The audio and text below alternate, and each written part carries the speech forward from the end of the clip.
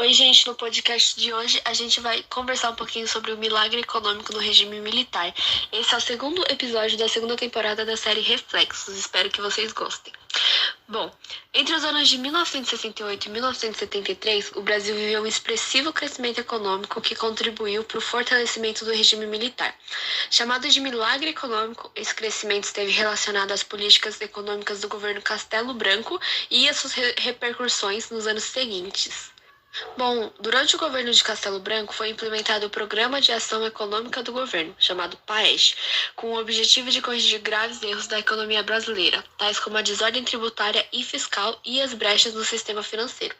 Dessa forma, a PAES implementou um rigoroso ajuste das contas públicas que contribuiu para a queda da inflação e para o superávit do governo a partir do corte de gastos e uma abrangente reforma tributária que racionalizou a cobrança de impostos e elevou a arrecadação pública. Essas medidas resultaram na elevação da carga tributária por um lado, mas também levaram à redução do déficit fiscal brasileiro, que ao final do governo Castelo Branco era cerca de 4 vezes menor. Bom, Bárbara, você sabe me falar se teve algum outro fator que ajudou a determinar o milagre econômico? Sim, Ju, então, o outro fator determinante para o milagre econômico foi a reforma do sistema financeiro, com a centralização das operações financeiras a partir da criação do Banco Central, que foi em 1964. Essa mudança levou à reorganização do sistema financeiro e ampliou o financiamento dos déficits públicos a partir de títulos governamentais. Além disso, criou o sistema financeiro de habitação, formado por diversas instituições financeiras a fim de oferecer crédito imobiliário, o Fundo de Garantia por Tempo de Serviço e poupança obrigatória, que fornecia grande parte dos recursos emprestados pelo SFH, que é o Sistema Financeiro de Habitação. Essas medidas favoreceram o crescimento da construção civil e a geração de emprego. A criação de sociedade de crédito ao consumidor direto também foi incentivada a partir do PAEG e como as demais medidas, fazem parte do incentivo à criação de um mercado de capitais no país que surtiu resultados positivos por determinado tempo. E Mendes, qual que foi o fator que ampliou a expansão real da moeda? Então, Babi, a ampliação do crédito ao setor privado em cerca de 343% entre o governo Castelo Branco e de seus sucessores, Costa, Silva e Médici, resultou em uma expansão real da moeda e crescimento do setor privado. Os militares brasileiros resolveram colocar uma nova moeda em circulação, substituindo o cruzeiro pelo Cruzeiro Novo.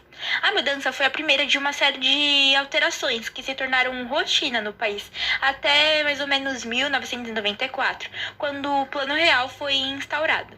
Outro fator que foi de estímulo foi a criação do programa BFX, que ocorreu mais ou menos em 1972 e permitiu que as empresas exportadoras uma série de incentivos a atividades de exportação e importação.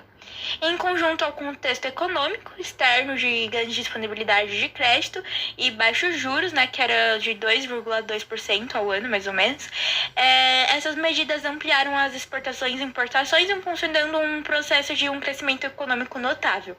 E, por falar de crescimento econômico, quais são os dados desse crescimento?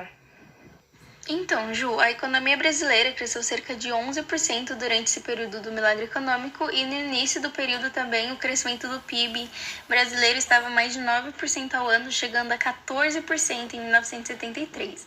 Nesse mesmo período, a inflação também teve uma queda de mais de 20%, e além disso houve a entrada de capital estrangeiro, que foi através de empréstimos e de investimento direto no país, e o aumento das exportações, que foi decorrente de um contexto de expansão da economia internacional, que acabou favorecendo também o crescimento econômico sentido durante esse período.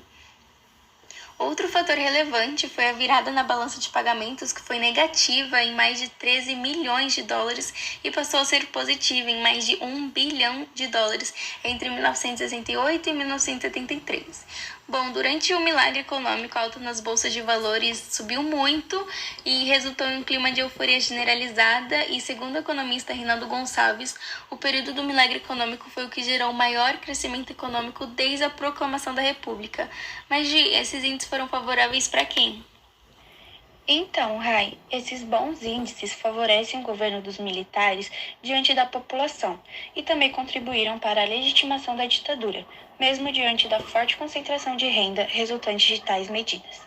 Não é por acaso que neste mesmo período o regime viveu seus anos de maior endurecimento político e ideológico, sendo provas disso a edição do Ato Institucional número 5, que deu ao presidente o direito de promover inúmeras ações arbitrárias e reforçou a censura e a tortura como práticas da ditadura e da imposição da Constituição de 1967. Então, basicamente, esse período foi caracterizado pela aceleração do crescimento do PIB, industrialização e inflação baixa. Por isso se deu o nome de milagre econômico, pois a economia avançou em um período de tempo curto.